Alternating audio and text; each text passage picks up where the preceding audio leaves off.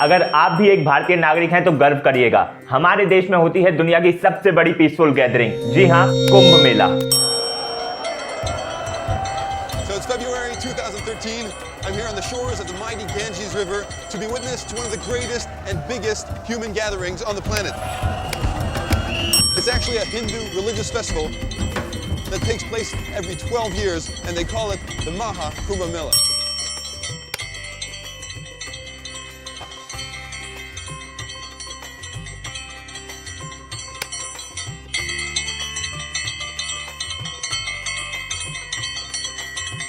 सुप्रभात, good morning दोस्तों। सबसे पहले तो इस शब्द का मतलब समझ लेते हैं। कुंभ का मतलब होता है घड़ा, आसान भाषा में समझना चाहे तो मटका, और मेले शब्द का अर्थ होता है एकजुट होना, एक साथ आना या मिलना।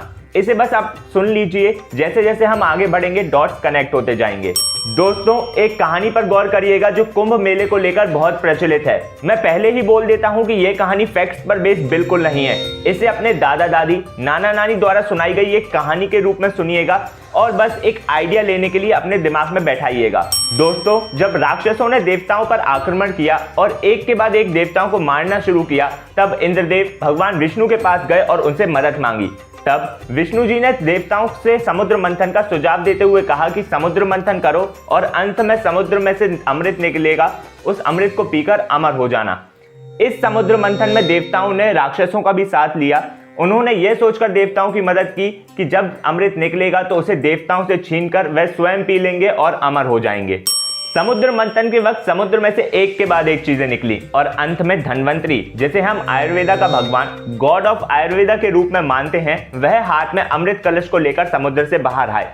उस अमृत कलश को लेने के लिए देवताओं और राक्षसों के बीच युद्ध हुआ। युद्ध के समय देवता अमृत कलश को लेकर भागे, या ये कह सकते हैं उस अमृत कलश को उन्होंने राक्षसों से छुपाया। बहुत सी कहानियों में धन्वंतरी, गरुण, इंद्र या मोहिनी अवतार में विष्णु जी को माना जाता है कि वह उस अमृत कलश को लेकर भागे थे।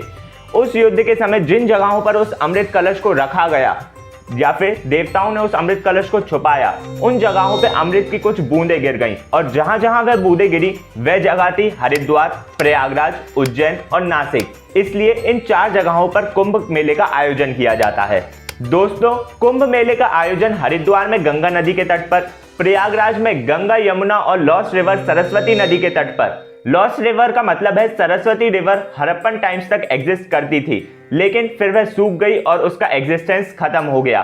उज्जैन में शिप्रा नदी के तट पर, नासिक में गोदावरी नदी के तट पर किया जाता है। दोस्तों, जुपिटर जो प्लेनेट है बृहस्पति, उसे सूरज का चक्कर लगाने में लगभग 12 साल लगते हैं। कुंभ मेले का आयोजन एस्ट्रोनॉमिकल डाटाबेस के अकॉर्डिंग किया जाता है, जिसमें जुपिटर एक मेन रोल प्ले करता है। अब मैं जो भी बोलूंगा उसे समझिएगा मत, सिर्फ एक आइडिया लेने के लिए सुनिएगा। दोस्तों, जब जुपिटर कुंभ राशि में और सूर्य मेष राशि में प्रवेश होता हुआ दिखता है, तब हरिद्वार में कुंभ मेले का आयोजन होता है। जब जुपिटर मेष राशि में और सूर्य चंद्रमा मकर राशि में, या फिर जुपिटर वृषभ राशि में और सूर्य मकर राशि में प्रवेश करता है, तब प्रयागराज में कुंभ मेले का आयोजन किया जाता है। जब जुपिटर सिंह राशि में और सूर्य और चंद्रमा कर्क राशि में प्रवेश करते हैं, तब नासिक में कुंभ मेले का आयोजन होता है। और जब जुपिटर सिंह राशि में और सूर्य मेष राशि में प्रवेश करता है, तब उज्जैन में कुंभ मेले का आयोजन होता है। दोस्तों, कुंभ मेला 3 प्रकार के होते हैं: कुंभ, अर्धकुंभ और महाकुंभ। कुंभ मेले का आयोजन 12 साल में एक बार होता है, वहीं अर्धकुंभ मेले का आयोजन 6 साल में एक बार होता है। और समझिएगा, महाकुंभ का आयोजन 4 में से किसी एक जगह पर जब कुंभ मेला 12 साल का शेड्यूल 12 बार कर लेता है, यानी कि 144 साल, तब महाकुंभ का आयोजन किया जाता है।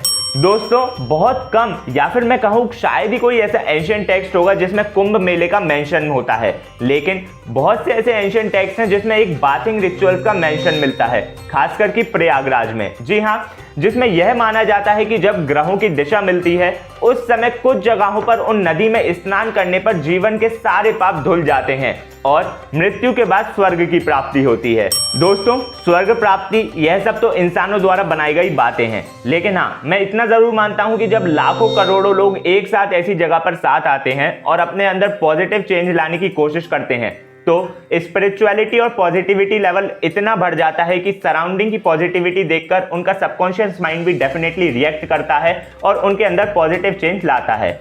खाना पीना गाना बजाना, अनेकों प्रकार के भजन प्रेयर से भरा हुआ ये मेला, इसमें प्रार्थना के साथ साथ नदी में स्नान और डुबकी लगाना विजिटर्स के लिए, आमजनों के लिए और वहां आए तीर्थयात्रियों के लिए एक मेन रिचुअल होता है। दोस्तों यह भी कहा गया है कि इन बाथिंग रिचुअल्स के चलते जब लोग प्रयागराज के संगम पर अपना तन मन शुद्ध करने के लिए नदी में स्नान करने के लिए आते थे तो उसे ब्रिटिशर्स ने कुंभ मेले का नाम दे दिया ताकि वह यहाँ से भी रेवेन्यू और टैक्स जनरेट कर सके। दोस्तों यह कहानी अब आपने सुन ली, आपको इतना तो आइडिया लग गया होगा कि कुंभ मेला कब, कहां और क्यों होता है। आइए अब थोड़ा नंबर्स पर बात कर लेते हैं। गौर करिएगा कि 2007 में प्रयागराज में ऑर्गेनाइज हुए कुंभ मेले को लगभग 7 करोड़ लोगों ने 45 दिन में अटेंड किया था। वहीं 2013 की बात करें तो 12 करोड़ लोग प्रयागराज के कुंभ मेले में उपस्थित रहे थे।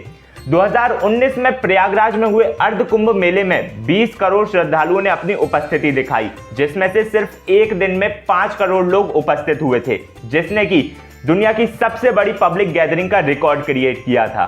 दोस्तों आम बात है कि जहां पर लाखों करोड़ों में भीड़ होगी वहां पे भगदड़ भी मचेगी। ऐसे ही इस नाच गान उल्लास भक्ति से भरे हुए मेले ने भी कई लोगों की जिंदगियां छीन ली। जब लगभग 31 वर्ग किलोमीटर इलाके में इतने सारे लोग इकट्ठे होते हैं तो भगदड़ का खतरा हमेशा बना रहता है। तक के कुंभ मेलों में ज्यादा भीड़ होने के कारण बहुत से लोग अपनी जान गंवा चुके हैं। इस बार श्रद्धालुओं की सुरक्षा का दायित्व उन 20,000 पुलिस अफसरों पर है जिन्हें खास तौर पर इस त्योहार के लिए प्रयागराज में तैनात किया गया है। 1954 में हुए कुंभ मेले में हुई भगदड़ के कारण 800 से भी ज्यादा लोगों की मौत हुई। 2003 में नासिक शहर में हुए कुंभ मेले के दौरान 30 से ज्यादा लोगों ने अपनी जान गंवाई। 2007 में हरिद्वार में हुए कुंभ मेले में 7 लोगों ने अपनी जान गंवाई। वहीं 2013 में प्रयागराज में आयोजित हुए महाकुंभ के दौरान रेलवे स्टेशन पर फुट ओवर ब्रिज टूटने के कारण भगदड़ मच गई, जिसमें 40 से ज्यादा लोगों ने अपनी जान गंवाई। दोस्तों 2025 में एक बार फिर से कुंभ मेले का आयोजन हो रहा है प्रयागराज में और माना जा रहा है कि एक बार फिर से रिकॉर्ड बनाया जाएगा और लाखों करोड़ों लोग इस कुंभ मेले में उपस्थित होंगे। यह कुंभ मेला 13 जनवरी 2025 से 26 फरवरी 2025 तक आयोजित होने वाला है। दोस्तों transportation, infrastructure, doctor, medical care, dispensary, sweepers, रहने खाने पीने, बहुत सी व्यवस्था सरकार द्वारा इस महाकुंभ के लिए की जा रही है।